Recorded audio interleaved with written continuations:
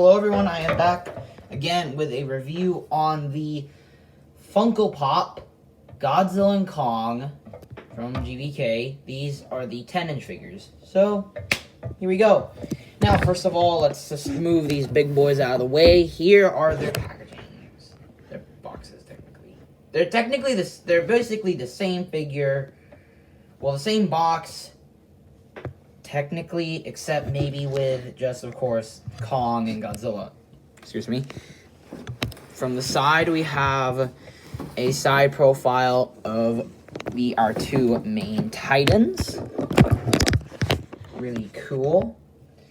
On the other side, we also have the names of the Titans right there. Pretty cool.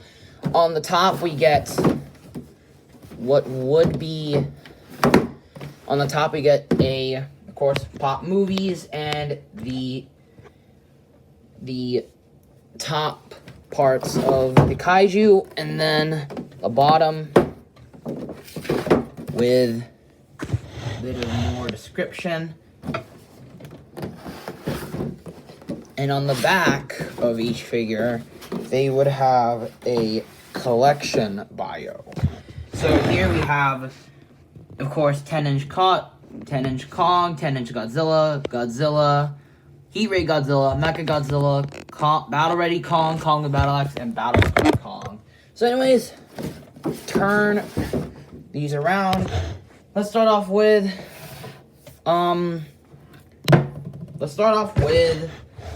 Godzilla, because him I noticed him the most. The painting and sculpting on Godzilla himself is really well done. Let's start off with the face. Pops always have this one problem, and that's why nobody buys them these days, kind of, is due to their chibi-fied head and eyes. Yes, their eyes have a problem, but you can even also see a bit of dry brushing on the top of his head, and the scales and scutes on the top of his head. That's really good and very well done. You can see his snout is sculpted in, very nicely painted as well, and dry brushed throughout the whole body, through the whole head. Looks really well done, especially for the price point. You can see a bit of dry brushing there, and a bit of on the sides, and even nope, no gills. Okay. And then we have his teeth. Very nicely painted and sculpted, but the paint kind of, I'm going to say this, even though I said it's not painted, the teeth are a bit of a weirdness.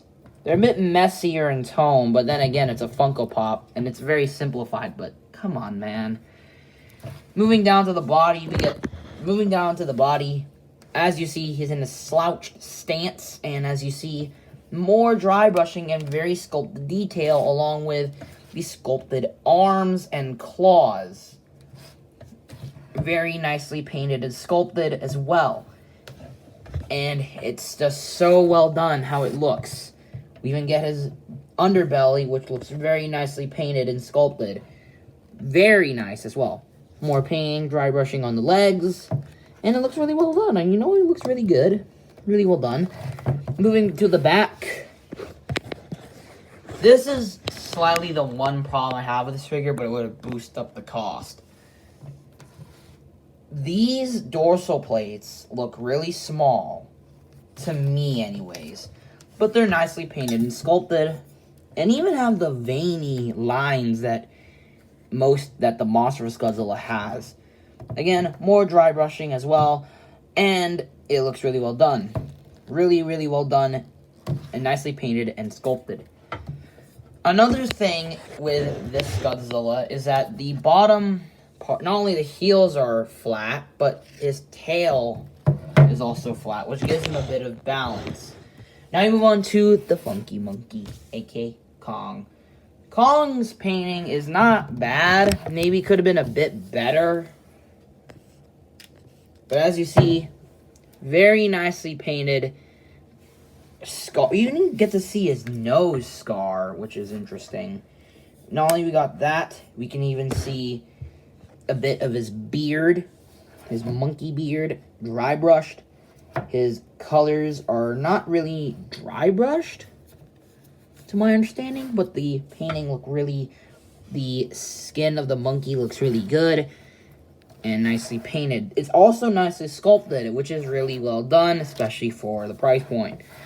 Arms look really well done with the add lines and stuff like that, especially on his feet. Again, another thing as well, his toe is bent, and so is bent and sculpted in a way to do this, along with his hand and knuckles.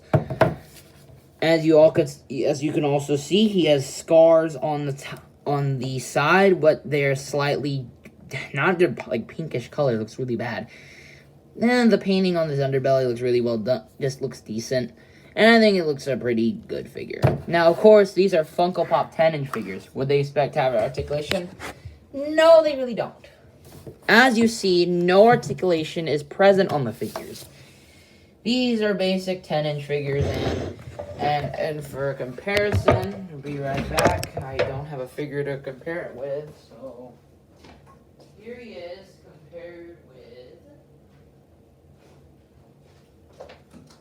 compared with the SH Monster Arts Godzilla 2019. Yeah, they're big. They're really, really big. So, buy now, skip, or wait for a deal. Honestly, I got these guys both together. I think Godzilla looks better due to the dry brushing on his whole body and scutes.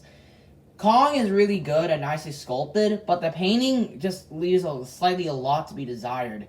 The only thing dry brushed is his beard. Well, then again, it's not like Godzilla's detail, but I really wish it could have also been dry brushed. I know in Shinrobjir's review on the Walmart exclusives, there's actually a bit of missing paint apps. On mine, they don't have that type of problem, maybe except the tail on Godzilla. But other than that, I think they're really good, really decent side pieces, and they kind of stand out on the shelf. And plus, these are my first ever Funko Godzillas and Kong figures. So, what are my overall thoughts? I think Godzilla is the better one. Kong is really good. Really wish it could have been dry brushed. But otherwise, I think they're really good pieces, and why not? You know, they're pretty good, very nicely painted and sculpted, and it'll make a nice addition on your shelf. So anyways, thanks for watching. Like, subscribe, hit the bell. I'll leave the link to where you can buy these figures, and I'll see you guys later with my review on probably an older review, because hopefully I can get out of school early.